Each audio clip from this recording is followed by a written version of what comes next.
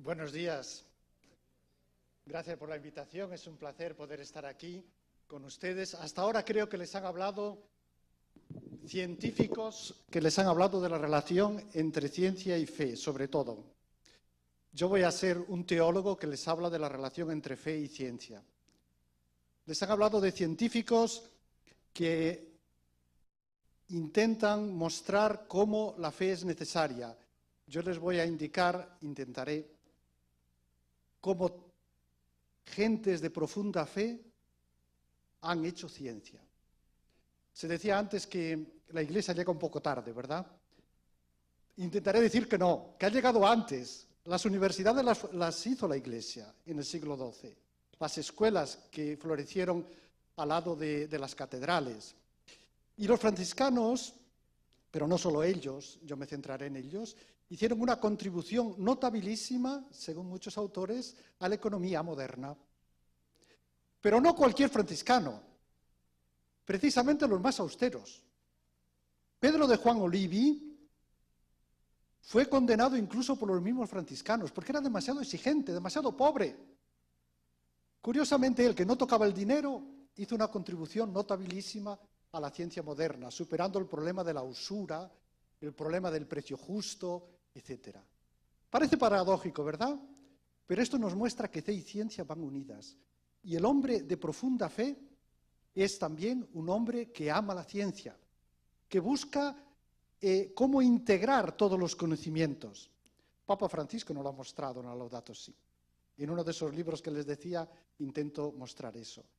Nos hablaba, me ha gustado mucho la presentación del profesor Valiente, me ha encantado, pero yo hablando de tanta tecnología pensaba para mí, realmente por mucha tecnología que tengamos, nada puede sustituir el poder de un abrazo. Nada. Y lo decía Benedicto XVI, nada material puede satisfacer al ser humano sino una relación afectuosa. ¿Qué somos nosotros? Sobre todo somos alguien a quien Dios ha amado. Esta es la perspectiva desde la fe. Muy bien, pues voy a intentar mostrar esto. Mi exposición la he planteado así, voy a hablar ahora hasta las 12 y después voy a continuar. Primero presentaré la tesis de Max Weber, que ya seguro que conocen, lo haré rápido.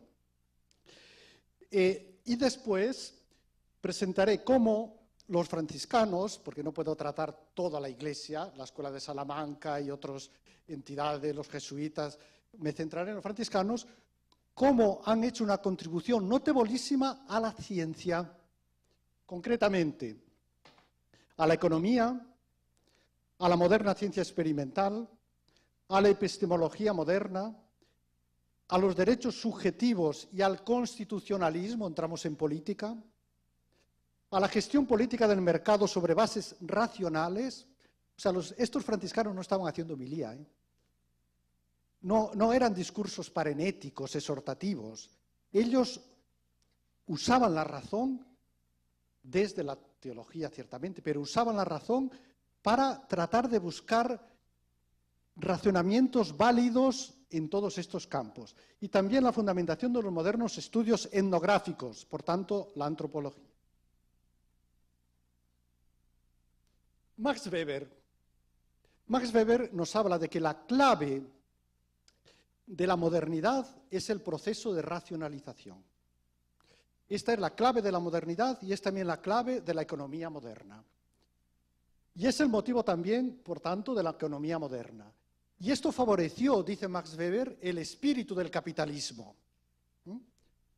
Pero a la base está el proceso de racionalización. Afrontar los problemas prácticos desde la razón, no desde otras interpretaciones de otro tipo. Y en eso él atribuye un papel decisivo a la Reforma Protestante. ¿Recuerdan su obra? El espíritu, la Reforma Protestante y el espíritu del capitalismo. Bien. Por tanto, es una racionalización que, según él, entre los protestantes se da en cualquier lugar o condición. No importa qué país, no importa si son mayoría o minoría. Así que la reforma protestante del siglo XVI, sobre todo en su variante calvinista, también la puritana, justifica la búsqueda metódica del aumento de la riqueza. Y esto, calvinistas y puritanos, lo han demostrado esta singular tendencia hacia el racionalismo económico en cualquier lugar o condición en que se encuentren, como oprimidos o opresores, como mayoría o como minoría. Algo, dice Max Weber, que ni se daba ni se da entre los católicos, ni en ninguna otra iglesia o religión. Mi exposición intentará mostrar que esto no es cierto. Que la iglesia, aunque es bombera, también llega antes. Por tanto, el aporte de los franciscanos en esto es previo, y no solo de los franciscanos. Otro de los aportes grandes que no tocaré es el de la reflexión ética de la Escuela Escolástica de Salamanca, que hizo un aporte notabilísimo al nacimiento de la teoría liberal. Schumpeter, de la escuela austríaca, dice que a finales del siglo XV la Escuela de Salamanca había ya desarrollado muchos de los temas asociados al liberalismo. Por ejemplo, el tema de los grandes negocios, la especulación con mercancías y capitales comerciales, la alta finanza, facilitando así la aceptación social del libre mercado. Esto la Escuela de Salamanca. Claro, ustedes aquí me dicen, pero el capitalismo no es bueno, ¿verdad? ¿Qué hacen los frailes favoreciendo el capitalismo o la Escuela de Salamanca? Ellos no hablan de capitalismo. Hablan de economía social de mercado. Es distinta al capitalismo. Lo explicaremos después. El capitalismo da prioridad al capital y, sobre todo, convierte a la persona en una variable, el no tuismo. Tú no eres un tú. A mí lo que me interesa es la eficiencia. Basta. Por tanto, sería muy distinto. Aquí les he puesto la imagen de Charles Taylor, seguramente lo conocerán, este filósofo hegeliano canadiense que ha escrito un libro, La Edad Secular. Él dice que estamos en la Edad Secular. Mientras en épocas pasadas, antes del Renacimiento, el yo era poroso, estaba sometido a influencia religiosa de todo tipo, se sentía como atravesado. Poco a poco se ha creado el buffered self, un yo que es impermeable, digamos. Y poco a poco este turn to the self, este giro hacia el yo, que empezó en el Renacimiento, se ha desembocado en la actual edad secular. Y él habla de tres tipos de secularización. A nivel político, Dios ha sido excluido del espacio público. A nivel sociológico, muestra que la gente ya no va a misa, que la religión ya no cuenta. Y a nivel existencial, las condiciones en que se encuentra la experiencia de fe y la búsqueda de sentido. Cuando hay un problema grande, ¿dónde va la gente a buscar soluciones hoy? Incluso ustedes, creyentes. Pues con frecuencia los medios de comunicación social. Internet, televisión, no se va a la iglesia normalmente. Muchos presupuestos nuestros los vivimos en una edad secular en que buscamos respuestas desde los medios de comunicación y desde la ciencia.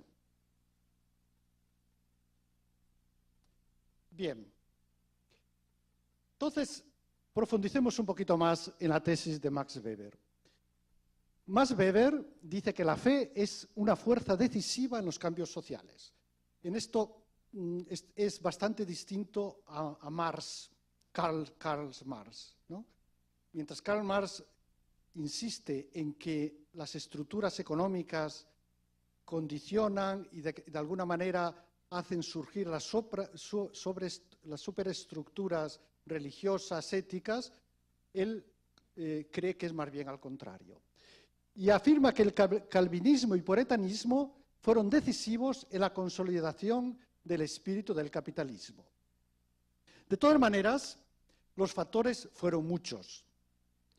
Weber rechaza explícitamente que el espíritu capitalista sea un producto de la reforma y que sin ella no hubiera surgido. Es decir, no es que Weber diga, gracias al capitalismo, gracias a la reforma tenemos el capitalismo, y si no, no hubiera habido capitalismo. No, fue un elemento más, según su tesis. Y de hecho, él afirma que el protestantismo influyó en las primeras fases del desarrollo del proceso de racionalización. Por tanto, afirma más bien que la fe protestante formaba parte del contexto sociocultural que sirvió de caldo de cultivo al surgimiento del capitalismo. ¿Pero qué es el espíritu del capitalismo? Según Max Weber. ¿Es acumular, acumular, tener, gastar todo lo que se puede en objetos de lujo? No es ambición para él el espíritu del capitalismo. No es codicia. Ni siquiera es en sí mismo una acumulación de bienes para gozarlos. El espíritu del capitalismo lleva más bien, dice, a la moderación racional de ese impulso irracional lucrativo. Es la búsqueda sistemática, metódica y racional del incremento de la riqueza por sí misma y a largo plazo, orientando a ese fin todas las energías y reinvirtiendo constantemente los beneficios obtenidos.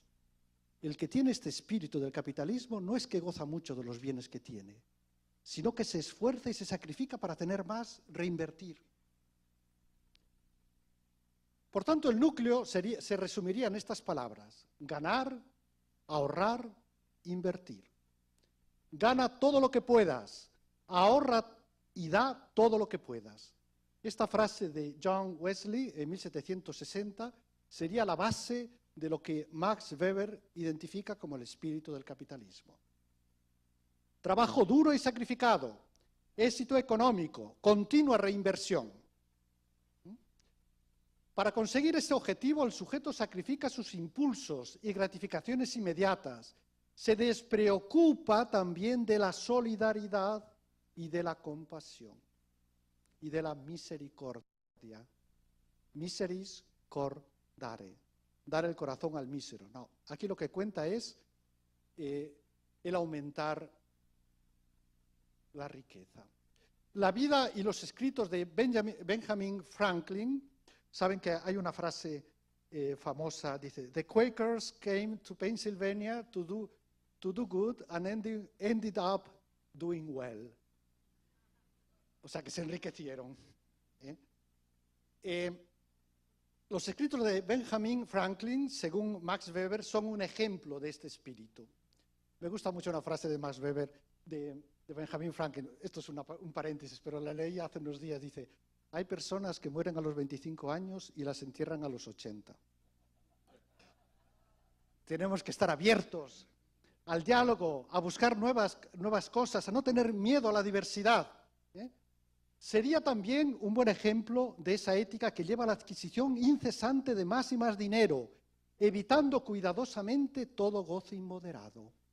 Evitando todo goce inmoderado. El éxito económico sería un signo de predestinación, conseguido con esfuerzo, honestidad y diligencia. Esto justifica la acumulación de la riqueza y las crecientes desigualdades sociales. Por el contrario, dice Max Weber, el querer ser pobre es lo mismo que querer estar enfermo. Así pues, sería una ética desligada de la compasión, lo que les decía del abrazo antes, sin abrazo. Aquí hay que producir, basta. Los puritanos llegaron a afirmar, recuerden, conocen bien las obras de Hawthorne, ¿no? The Scarlet Letter, la letra escarlata, The House of the Seven Gables. Cuando con el barco, el Mayflower, llegaron a Cape Cod, al lado de Boston, era un deber social el denunciar a la persona que hiciera algo malo. ¿Por qué? Porque tenían una concepción negativa del ser humano. El pecado había destruido la imagen de Dios. Por tanto, el ser humano dejado solo es peligroso. Había que vigilarle.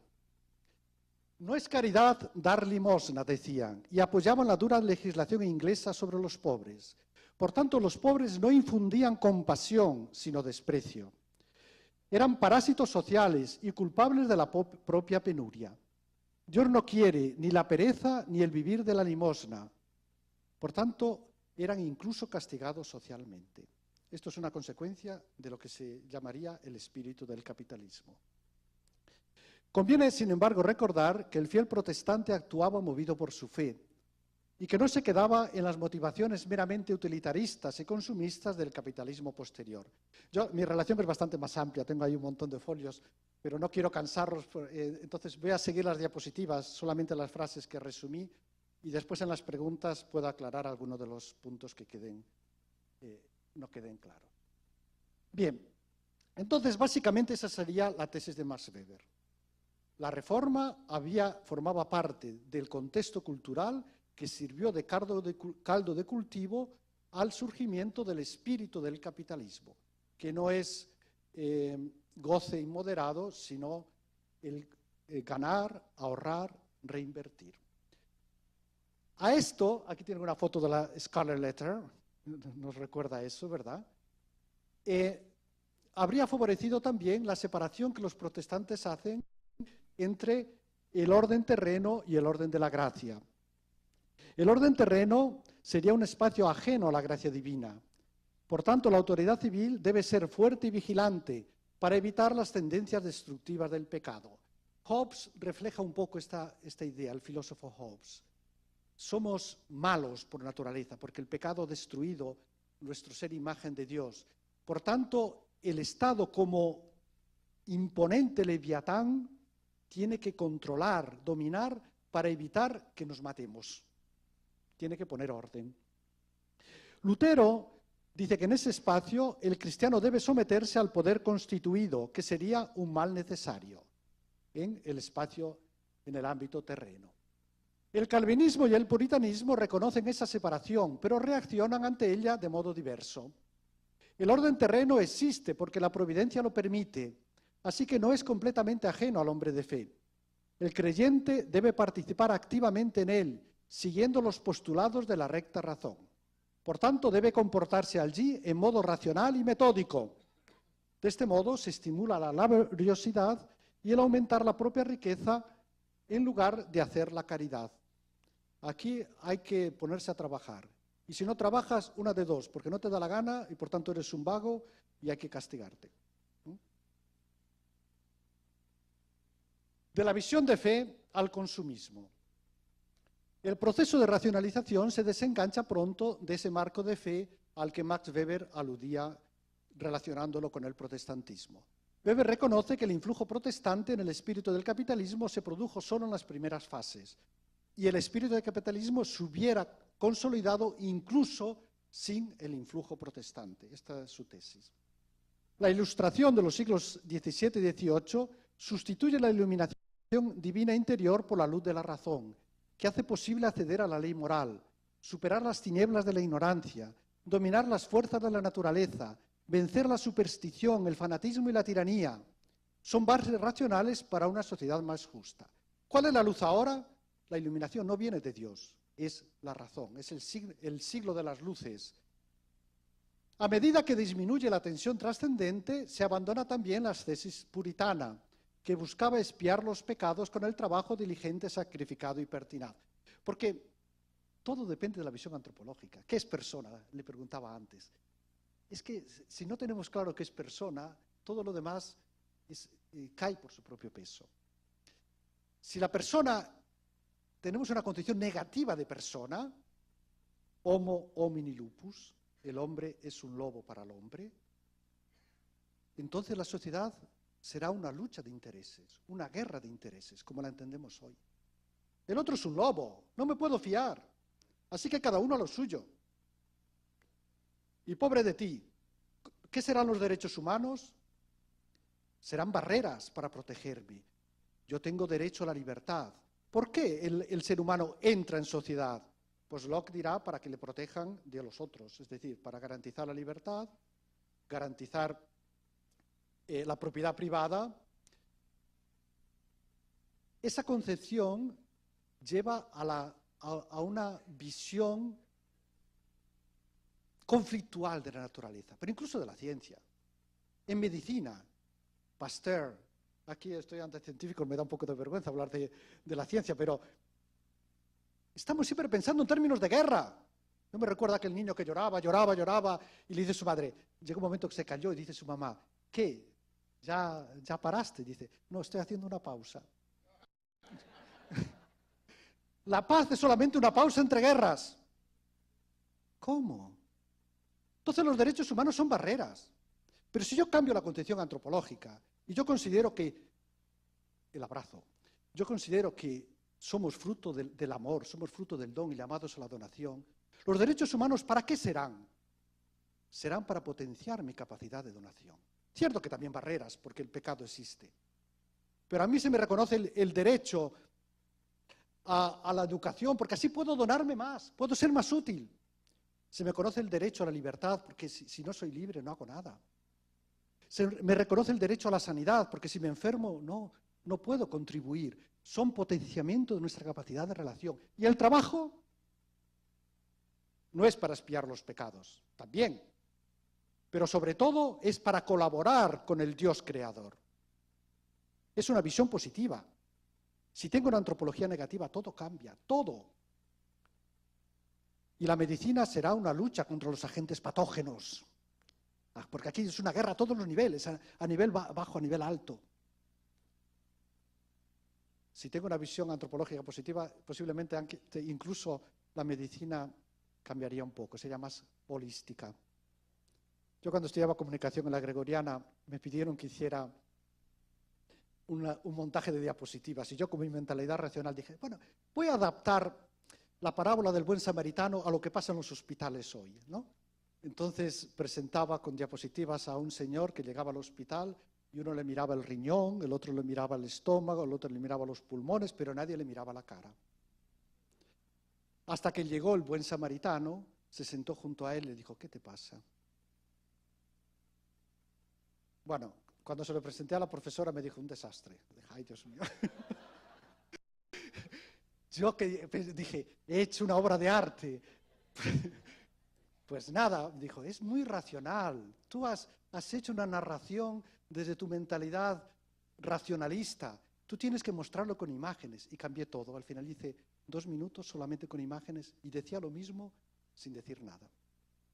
Mucho más sugestivo, solo con imágenes. Estamos en el mundo de la imagen. Pero lo que quiero insistir es esto. Si cambia nuestra perspectiva antropológica, la ciencia, la perspectiva científica cambia. Cambia el modo de concebir la política. Cambia el modo de percibir todo, los derechos humanos, el trabajo. Para los puritanos, el trabajo era básicamente expiación por los pecados. No era colaboración con el Dios creador. Algunos autores afirman que el anhelo apasionado de bondad, verdad y belleza que el pietismo, esta reforma protestante posterior, fomentaba, degenera en un insaciable consumismo capitalista. Yo estoy hablando mucho de los protestantes porque Max Weber habla de los protestantes, no es porque estoy reproduciendo la tesis de Max Weber. El debate en torno a la tesis de Max Weber. Ha sido muy debatida esta tesis, sobre todo por el uso que hace de las fuentes. Se centra sobre todo en escritos pastorales que no reflejan adecuadamente la teología reformada. Quindi los mismos protestantes rechazan esta interpretación. Weber no contempla tampoco la creatividad católica, con su énfasis en la bondad de la creación, ni tampoco la influencia que tuvieron los monasterios cistercienses en el resurgir económico del siglo XII y en la conservación en los monasterios del material de los clásicos, ni tampoco la escuela de Salamanca y las órdenes religiosas. Algunos dicen, hay autores que afirman que los jesuitas contribuyeron más al proceso de racionalización que la reforma protestante. Hay estudios sobre eso, yo se los cito en mi exposición.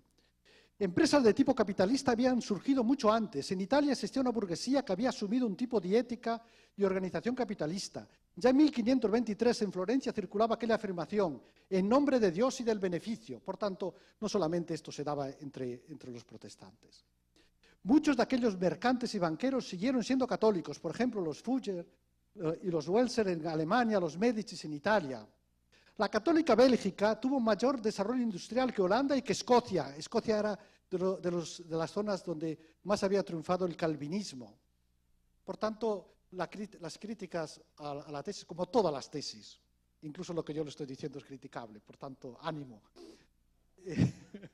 Sí, es debatible, estamos en una universidad, por tanto, es universal a todas las perspectivas. Progreso material. Por el contrario, como les decía al principio, Karl Marx subraya la influencia de la economía sobre la religión, no tanto de la religión sobre la economía. Los medios de producción y las estructuras materiales dan origen a las superestructuras religiosas y esa misma dependencia la aplica a otras superestructuras de la sociedad. Sostiene, por ejemplo, que la ética no puede orientar eficazmente la economía, pues sería la economía, en cuanto a realidad metahistórica, la que originaría la moral. ¿Por qué este tipo de sociedad? Bueno, pues desde la economía lo explica. Es curioso esto de la economía. En el mundo grecorromano la economía no tenía importancia. Formaba parte del ámbito privado.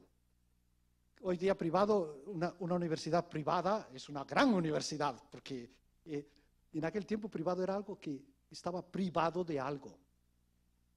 La economía pertenecía al ámbito de lo material, al ámbito de lo que nos acomuna a los animales. Por tanto, ¿dónde está la especificidad humana? ¿Dónde el hombre puede ser realmente, mostrar su originalidad? En la política, en la guerra. Con el Renacimiento cambió todo y la economía pasó a ser el fundamento. Bien, influencia de la economía sobre la religión. La modernización y el progreso material, según los que siguen esta segunda tendencia en la que Karl Marx sería un representante cualificado, provocarían una disminución de las prácticas religiosas. Las ciencias positivas como única vía de conocimiento minusvaloran todo lo que no sea verificable empíricamente. Esto sería el cientifismo. Sustituyen la religión por una fe ciega en el progreso material y reducen el ámbito de las certezas racionales al de los logros científicos y tecnológicos. Estoy citando aquí una cita del Magisterio. Las leyes del mercado son los nuevos dioses que rigen inexorablemente la vida cotidiana. El nuevo mito es el progreso. El culto se orienta a la eficiencia y la fe a una mano invisible que todo transforma en utilidad pública. Eso de la mano invisible está muy bien, ¿verdad? Así no tenemos que tender la mano. Ya lo arregla la mano invisible. Nosotros a la guerra. En la nueva sociedad burguesa, las actividades económicas son el objetivo preferente de la política. Como digo, esto es un cambio radical con respecto al mundo clásico. El héroe no es el guerrero medieval, sino el comerciante habilidoso, que se bate sin descanso en la despiadada guerra de intereses. Como decía Hobbes, tu muerte es mi vida. O como dicen los gallegos, amigos sí, pero la vaca por lo que vale. Amiguiño sí, vaquiña por lo que vale. Aquí nadie mira la cara al otro. Business is business. Como decía en Wall Street, ¿no? La película de Wall Street, ¿recuerdan? Greed is good, greed is right. ¿Qué preocuparte de historias? Esos son para los débiles, como decía Nietzsche. Esa es la ética de los débiles. El superhombre tiene que tener otra ética, valores fuertes. Margolis define a este sujeto como racional, autosuficiente, calculador, artífice de sí mismo, bien adaptado a la competitividad mercantil. Todo para él es un producto que se puede comprar o modificar según sus intereses. Los demás son solo contendientes que, como él, buscan el propio interés y tienen un precio.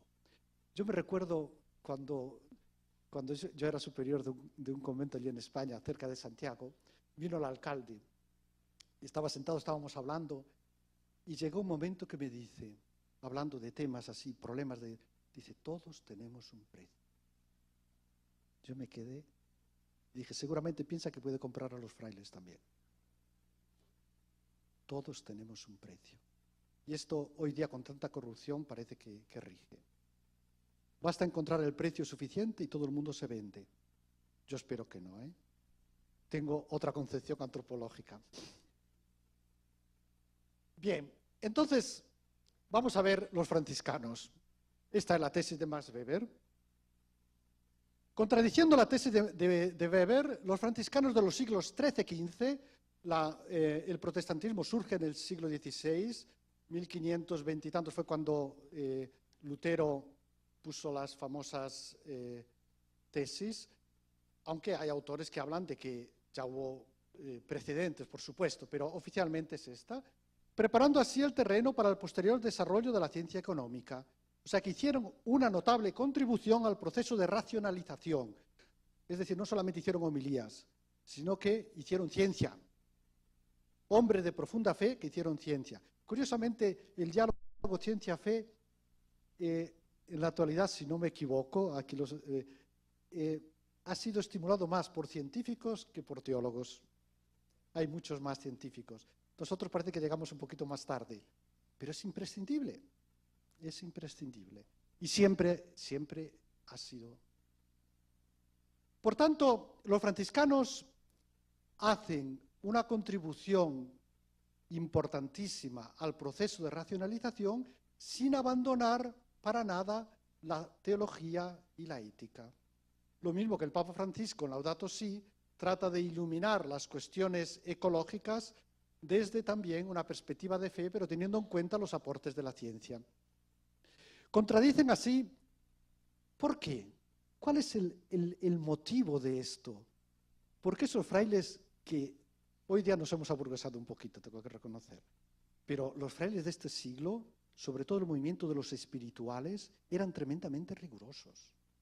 Ya les digo que uno de los, Pedro de Juan Olivi, fue incluso condenado y sus libros quemados porque eran demasiado rigurosos. Y después, un siglo más tarde, fueron recogidos, porque no se perdieron todos, y lo citaban sin decir de quién venía. O sea que era demasiado riguroso para los frailes, pero para la gente, un pedazo de pan. ¿Por qué? Pues porque los frailes vivían entre la gente. Y viviendo entre la gente, se daban cuenta de los problemas de la gente. Y aunque ellos tenían una opción religiosa distinta, su opción no era ontológica, no era por motivos ontológicos, maniqueos, bien y mal, no, era por el reino de los cielos. Y reconocían que la economía es necesaria para subsistir. Ellos vivían de la limosna, pero la limosna no es productiva. Así que viendo a esa gente que, iniciándose la nueva economía, necesitaban créditos, y el problema de la usura estaba bloqueando eso, porque en base a lo que decía Aristóteles, pecunia non paret pecuniam, es decir, el dinero no genera dinero, no se podía pedir ningún interés por un crédito. Y si no, porque se decía que el dinero siempre sigue así, esa riqueza no cambia.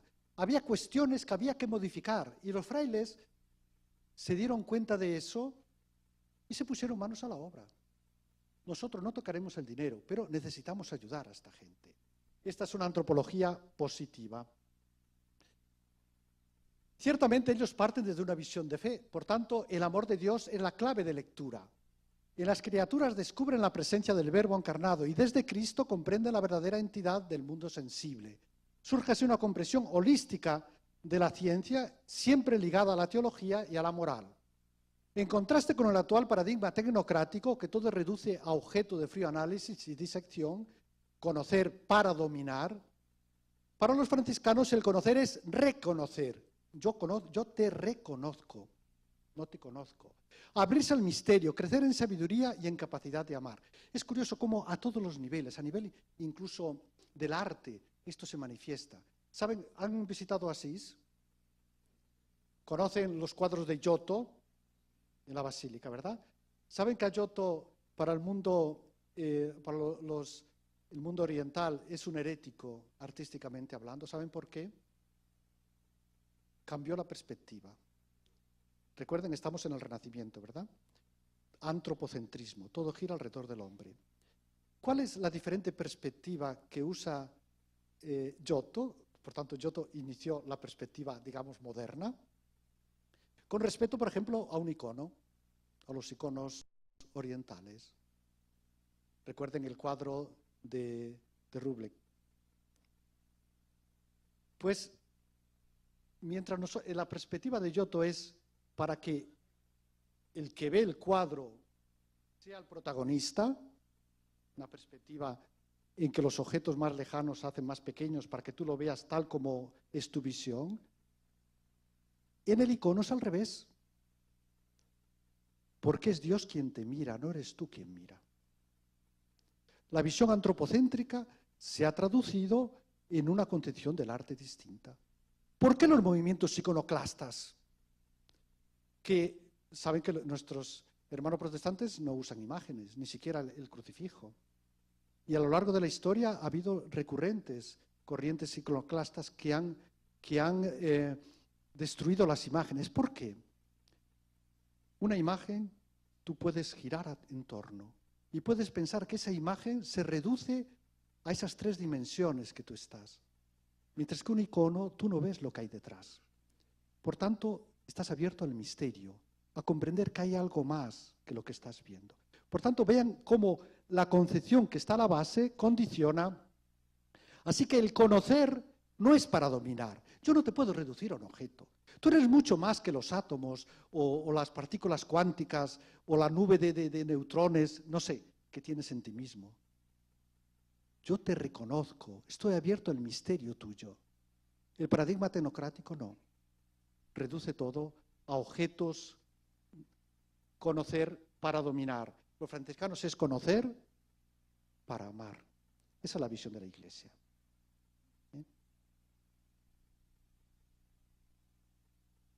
Por tanto, la neta separación entre religión y economía es una manifestación más de las recurrentes tendencias gnósticas y dualistas que separan radicalmente materia y espíritu, cuerpo y alma, tal como defendían los cátaros. Cuando mostró la imagen de Matrix, digo, ahí está otra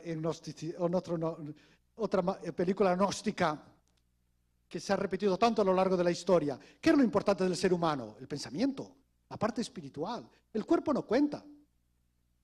El cuerpo, como decían los platónicos, es una cárcel. Lo específico humano es esa parte divina que está ahí encerrada, un trozo del Dios vencido. Agarren la que quieran, la interpretación. Pero al fin y al cabo, lo importante es la mente. Por tanto, te ponen aquí la espina y estás en el mundo real. El otro. ¿Nosotros creemos en la reencarnación? ¿Podemos cambiar de cuerpo? Absolutamente no. Hasta un vaso de agua tiene un valor de eternidad. Por tanto, yo soy mi cuerpo. Esa expresión. En la Biblia no existe esta neta separación. Así que si tenemos esa neta separación, si no apreciamos nuestro cuerpo, no apreciaremos nuestro mundo. Y destruiremos todo lo que está a nuestro alrededor, porque no es importante. Lo importante son nuestros objetivos, nuestra visión de la realidad. Y no. Lo material tiene una entidad, no es accesorio. Hay personas que parece que llegan al espejo y se asustan. Tranquilo, acéptate como eres, hombre. A ver, si tienes la nariz un poco deformada, cámbiatela un poco, pero en fin, no te conviertas en un cyborg antes de tiempo, espera un poco. Ámate así como eres, porque la enfermedad, la muerte, parece que el futuro del ser humano es superar todo eso. ¿Pero por qué? Forma parte de nuestra vida. Si leen Génesis 1, allí hay elementos negativos, como las tinieblas. Dios no anula las tinieblas, las coloca en su sitio. Para Francisco, incluso la muerte es nuestra hermana, porque nos abre la puerta a la verdadera vida. El ser humano, que viene de la palabra latina humus, que significa tierra, y de ahí viene también la palabra humildad. Ser humanos es ser humildes. Yo estos días que estuve en San Francisco me mostraron un rascacielos que se está hundiendo, el Milenio, no sé si oyeron hablar de esto. Se está hundiendo poco a poco porque le pusieron mal los cimientos. Si tú no pones bien los cimientos, si quieres ser alto tienes que primero ahondar. El que se humilla será enalzado, podemos traducir esto, ¿no? El cristianismo es una religión encarnada que pide al Padre el pan cotidiano y celebra su presencia en el pan eucarístico. Hasta un cabello de vuestra cabeza no cae sin que el Padre lo sepa. Algunos ya nos han caído algunos. Los franciscanos de los siglos XIII y XV, que eran personas de fe profunda, tratan de humanizar la nueva economía con una reflexión racional, serena y ponderada. Entran así en el debate científico. Pedro de Juan Olivi, por ejemplo, de 1248 a 1292, usó la lógica económica en modo coherente e innovador. Esa imagen que tienen debajo es del herético Pedro de Juan Olivi, pero que tanto apreciamos ahora. Antes de hacer otros pronunciamientos de tipo ético o religioso. Logra así sentar las bases teóricas para la comprensión y aceptación de la nueva economía de mercado. Hace una reflexión original, aunque ligada a los presupuestos de la religión. Pero los frailes no se redujeron a reflexionar sobre cuestiones teóricas. La gente necesitaba dinero, necesitaba créditos. Y entonces, al mismo tiempo que Pedro de Juan Olivi y otros reflexionaban sobre los problemas teóricos, otros intentaban crear los montes de piedad, instituciones financieras. Para los pobres de solemnidad, los pobres que ya no podían, en fin, que eran irrecuperables, estaba el pan de San Antonio. Pero para los que podían ser emprendedores, había que darles créditos para que se regeneraran socialmente. No como los puritanos de decir, tú eres culpable. No, tú eres mi hermano. Y porque eres mi hermano, yo te ayudo a que te sientas digno. Así que te doy un crédito y te estimulo a que trabajes para que te regeneres socialmente. Por tanto, crearon los montes de piedad. En muchas ciudades italianas, durante los siglos XIII, como la economía se estaba reactivando, el comercio se estaba reactivando, el mar Mediterráneo, el Mare Nostrum, que durante mucho tiempo había quedado bloqueado por los piratas, empezaba de nuevo a tener cierta circulación, se necesitaban créditos. Y como la Iglesia no permitía el crédito monetario con interés, muchas ciudades italianas habían contratado a banqueros o prestamistas hebreos con ciertas condiciones. No podéis pedir más normalmente era un 25%, más de una cierta cantidad, pero necesitaban que dieran estos créditos. Y los frailes dijeron, no, pero estos, primero, no pertenecen a la comunidad cristiana, no les importa la comunidad cristiana, tienen una mentalidad eficientista de buscar el beneficio. Tenemos que buscar otro modo de subvencionar a estas personas. Y invitaron a las autoridades civiles a crear los montes de piedad, que son distintos a los montes de piedad hoy día. Intentan ayudar a quienes no eran capaces de obtener un crédito o eran explotados al no poder devolverlo. Reflexionan sobre el problema de la usura y animan a las autoridades a crear instituciones financieras que antepongan la persona al beneficio. Para la Iglesia la persona siempre está al centro. Siempre. Hable de ecología, hable de economía, al final siempre habla de la persona humana. Toda la doctrina social de la Iglesia es siempre la persona. Gracias a esta insistencia, en el siglo XV surgen los primeros montes de piedad. Si tuviéramos tiempo, hablaríamos más detenidamente sobre esto. Estos prestaban pequeñas cantidades con un interés mínimo y en base a las necesidades y proyectos concretos de cada persona solicitante. El protagonista no es ya el banquero habilidoso que se enriquece indefinidamente, dejando a otros en la miseria, sino la comunidad cristiana en cuanto tal. Promueven una piedad encarnada y concreta, en la que todos son protagonistas. Así que esas tendencias espiritualistas que triunfaron sobre todo en el siglo XIX, de decir, esto es un valle de lágrimas, tenemos que sufrir, no se preocupen, aunque sean pobres, más adelante gozaremos. Sí, sí, gozaremos más adelante, pero trabajemos ahora también. Una piedad encarnada. Los ricos, ¿qué hacían los frailes? Intentaban potenciar la comunidad. Potenciar la comunidad. Es decir, el concepto de bien común es muy franciscano. Tal vez, aunque disgredo, pero después tengo otro momento después, ¿verdad? ¿Saben la distinción entre bien común y bien total? Los franciscanos ponen la comunidad como centro. Yo les voy a usar una metáfora muy sencillita, pero bueno, para profundizar más están los libros. Los franciscanos potenciaron el bien común que después, con el utilitarismo de Bentham y más adelante, se siguió hablando de bien común, pero en realidad es bien total.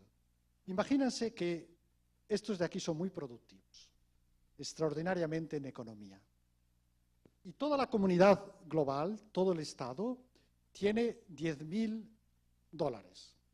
y queremos que produzca más, que aumente la economía, que aumente lo... ¿Qué hacemos si estos son capaces de producir 10 veces más que el resto de la sala? Se los damos a ellos.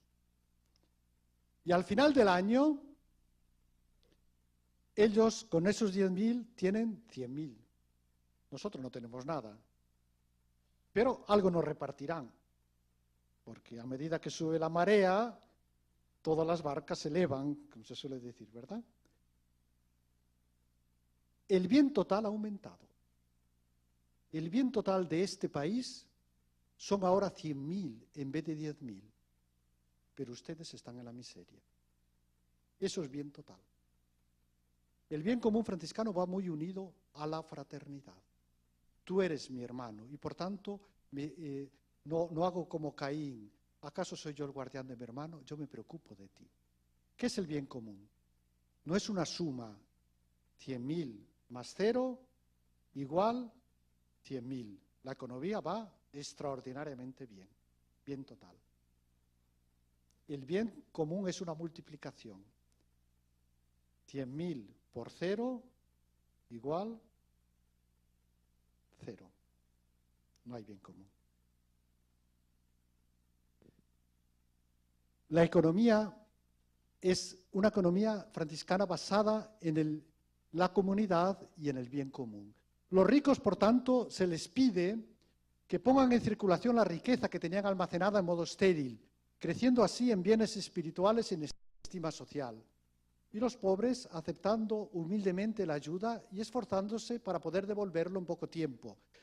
Hay iniciativas actuales que, de alguna manera, porque esta perspectiva franciscana está resurgiendo ahora, de alguna manera retoman eso. Por ejemplo, el microcrédito, que en tantos modos está volviendo otra vez la economía de comunión, etc. Este modo franciscano de concebir la economía próximo a la pastoral y a la economía civil convivió durante años con el modelo eficientista hebreo, pero será paulatinamente abandonado durante los siglos XVI y XVIII. En los últimos decenios han surgido nuevas iniciativas próximas a aquella línea económica franciscana, como el microcrédito, Yunus, el que fundó ese banco en Bangladesh, y aquí en Latinoamérica hay muchas iniciativas de ese tipo, la finanza ética y en general las organizaciones del tercer sector. Solo en Italia eran ya más de 220.000 en el 2008.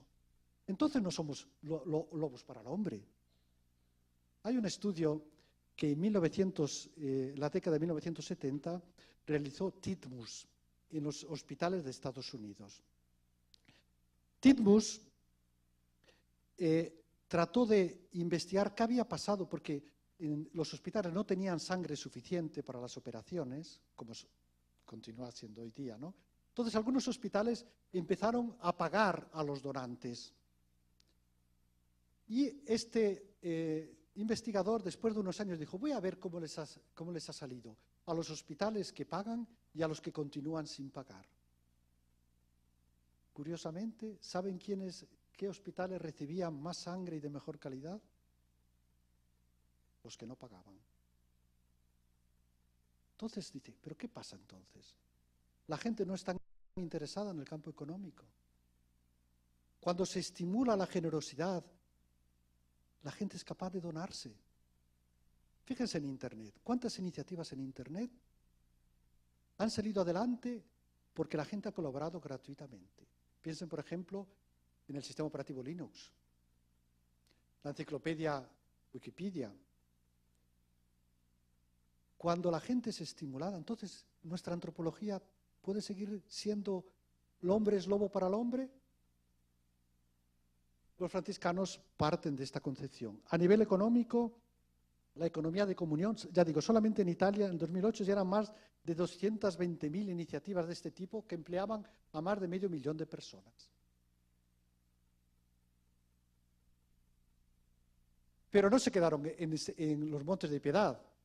En economía, se halla que algunos economistas emplean la contabilidad por partida doble. ¿Saben quién la hizo? Un franciscano. Cierto, no fue original completamente suya, pero él logró articular este que tienen ahí en la imagen. El fraile Luca Pacioli La publicó en el año 1494, dando así inicio a la contabilidad moderna. Su libro fue el texto de referencia hasta el siglo XVI. Hoy este método sigue siendo estudiado en los cursos de contabilidad. Según Max Weber, este fue uno de los mayores avances en la racionalización del ámbito económico y en la fundamentación de la economía moderna. Es un sistema fiable de realizar cálculos racionales, objetivos y técnicos. Bien, yo no sé si ya estamos fuera de tiempo, ¿verdad? Bueno, seguiremos después, si no les he cansado demasiado hablando de esto, pero básicamente yo quiero decirles esto. El ser humano, desde la concepción de la fe, es un ser amado. Y cuanto más somos capaces de donarnos, más somos nosotros mismos. Y esto se traduce en la manera de afrontar todos los niveles científicos y en la manera de razonar. ¿Somos animales racionales? ¿Pienso, luego existo?